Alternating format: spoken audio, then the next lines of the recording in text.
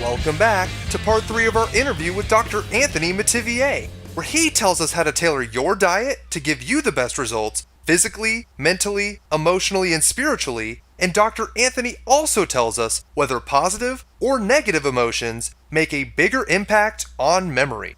Stay tuned. Part 3 is up next.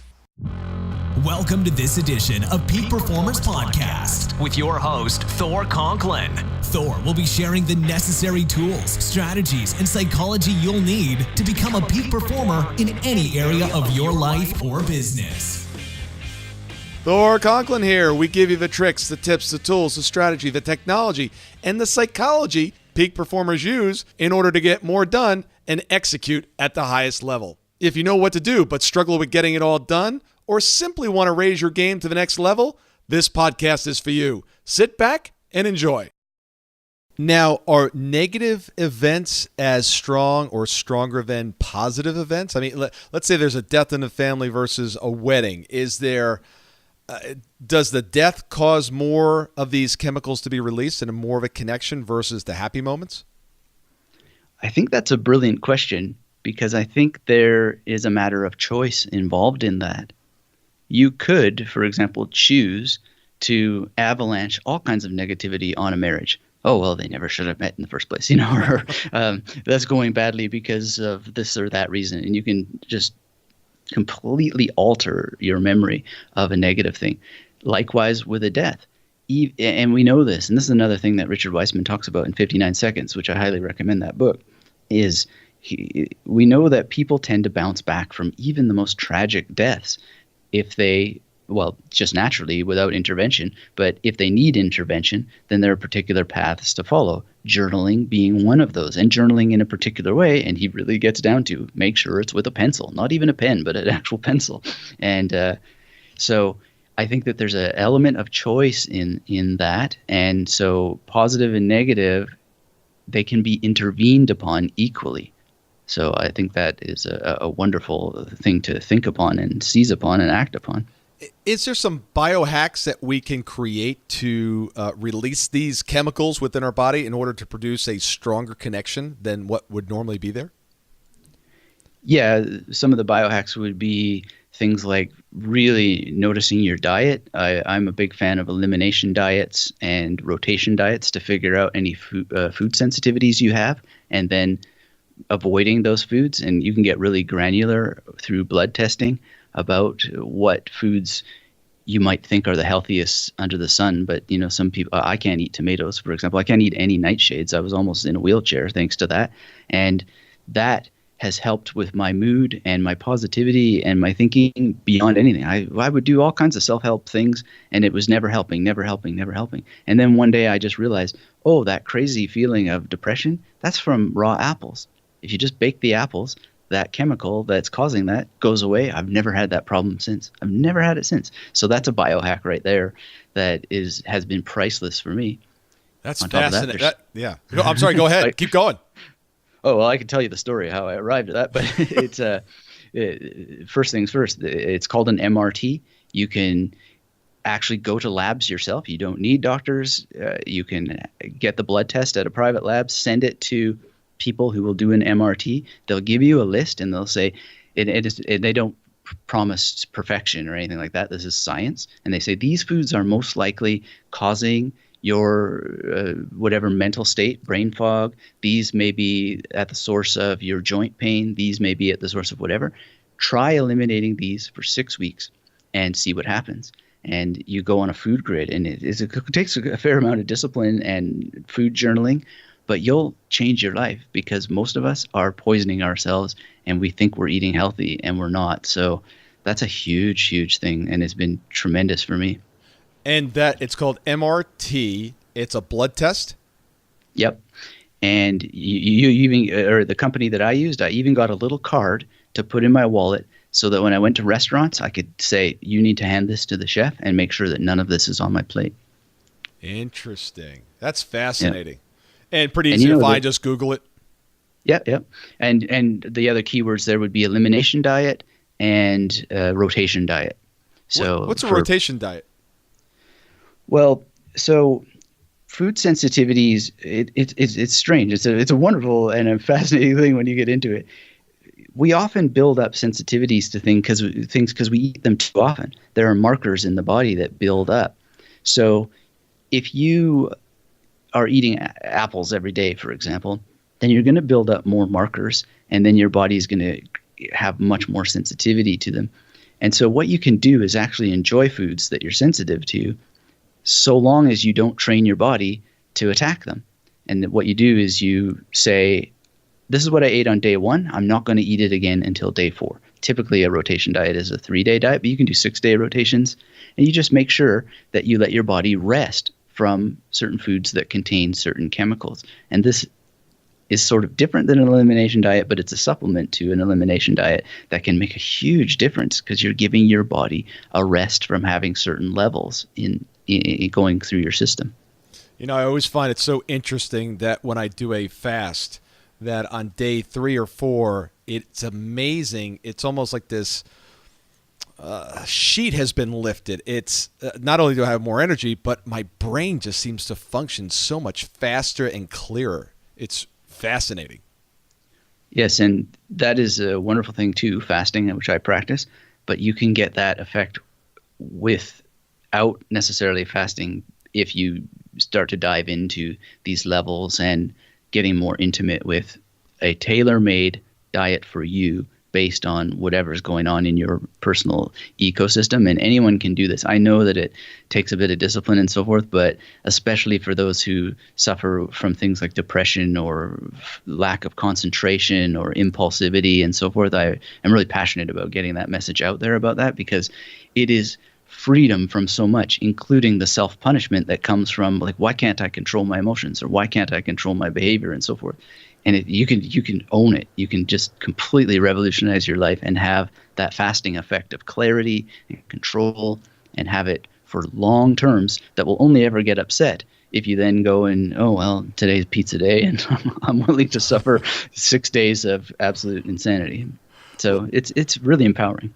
Yeah, for me, it was the opposite. I wasn't depressed before, but after I sort of find out the things that my body did not like, that's when I got depressed, because I thought maybe if I eliminate Brussels sprouts, that was the root of all my issues. Apparently, it was Scotch.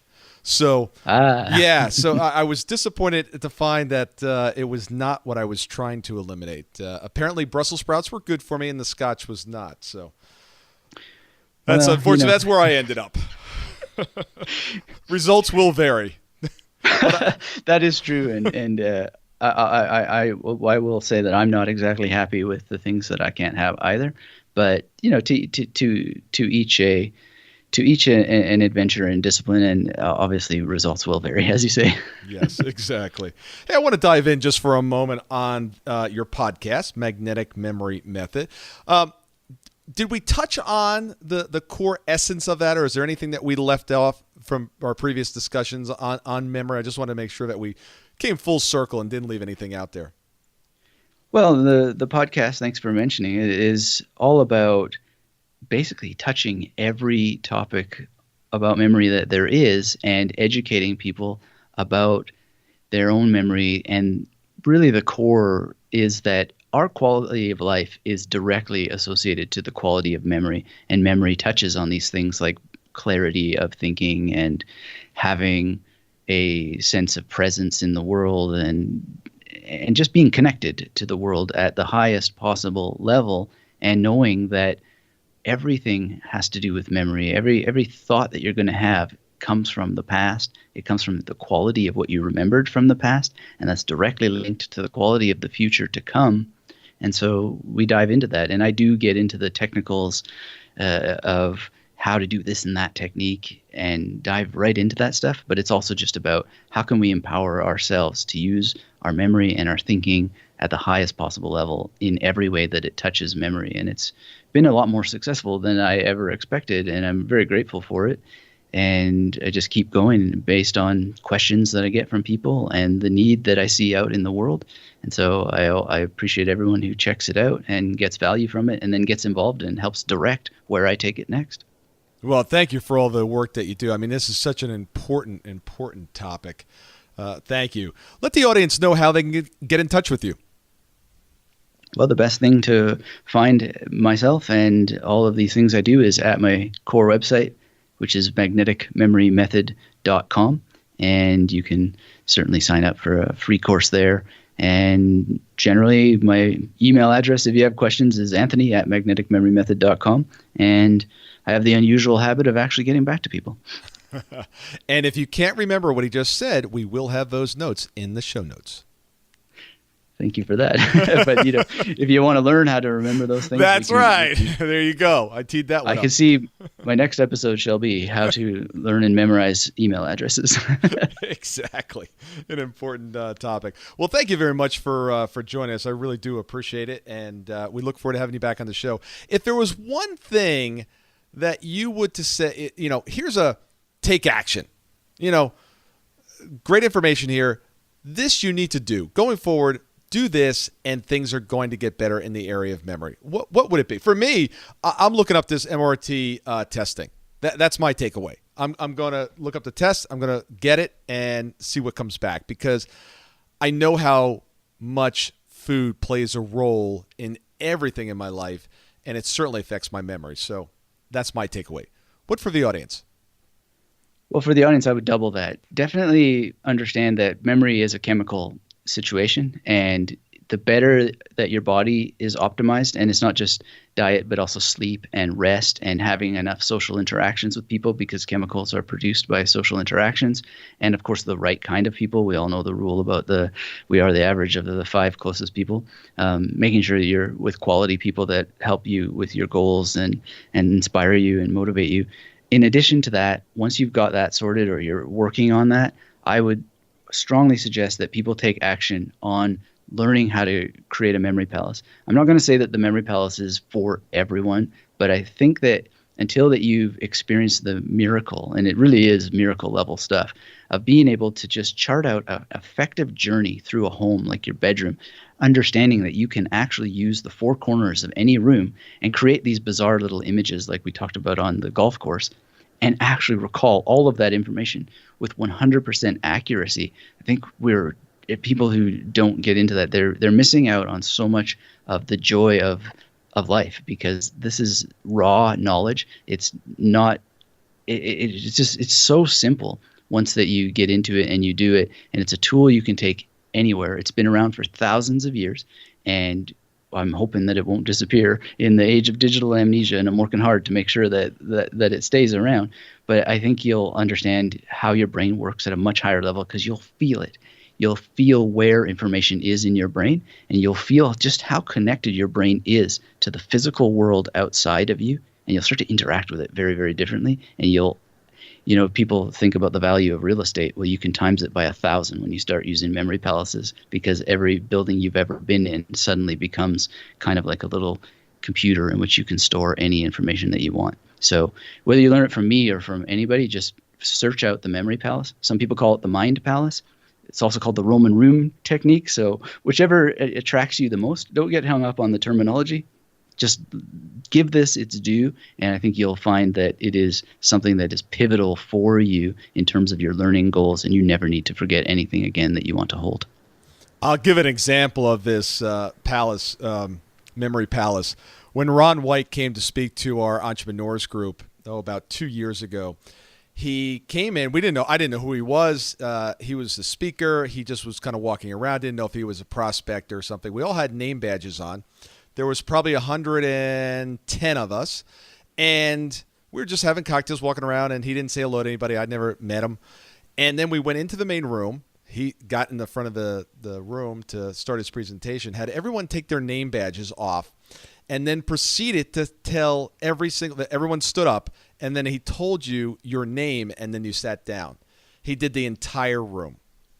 Not one mistake. Oh, unbelievable. Absolutely. And you know what? Anybody can do that. Anybody can do it. And it's not rocket science. Yeah. I sometimes accidentally make it sound like rocket science, but it really isn't. And I'm glad, again, that you mentioned Ron White, because the last tip that I will give people is that 1 is the most dangerous number in any topic. So learn from multiple memory teachers. There's something that will connect in your brain if you just keep studying this, and don't stop at one teacher. There are many, many excellent educators out there, and you will find if you want that technique and you're not getting it from one teacher, you will find it in the next or the next. And I run my training like a university. I come from a university background, and I always say that 1 is the most dangerous number. So don't stop with me. Keep learning about this technique until that you get it. Then, if you can, contribute to the tradition and be a teacher, even if it's just on a one-to-one level with your kids or your colleagues, because this is powerful stuff. And what Ron did is available to anybody, anytime, with a small amount of practice. Powerful stuff. You may not be good at it, initially, but it's like a muscle. Keep training it, and one day you wake up and you're phenomenal. Doctor, thank you very much for being on with us today. We really, really appreciate it, and we look forward to having you back on the show. Excellent. Well, thank you for having me, and I really look forward to that in the future. Thank you so much for listening today. I really do appreciate your time, and I hope you found today's show valuable. If you would like to receive these shows automatically to your phone or to your computer, simply go to iTunes and subscribe. After listening to several of the shows, if you're so inclined, please leave us a 5-star rating, as this helps us reach additional people and spread the message. If you're truly committed to taking your life to the next level and doing whatever it takes to become a peak performer, but something's holding you back, something is blocking your way, and you just can't seem to figure out what it is, send me an email to info@thorconklin.com, and I'd be more than happy to get on the phone with you. We'll schedule a 15-minute discovery call. No obligation, no cost. I absolutely love to hear from the listeners, and if there's something I can do to help, I'd be more than happy to do that. Also, if you found something of great interest in today's show and you want to share that with your friends and family, simply go to my Facebook page, Thor Conklin, click on the episode, hit the share button, and share it on your page. You can follow me at Twitter at Thor Conklin. The website is thorconklin.com. We're constantly adding new free resources, discussing additional tricks, tips, tools, and strategies on how to be a peak performer. Remember, I try to keep these episodes short so you can listen to them during dot time, doing other things, commuting, driving, walking, working out. Decide to be a peak performer in all that you do. And until tomorrow, have an absolutely amazing day.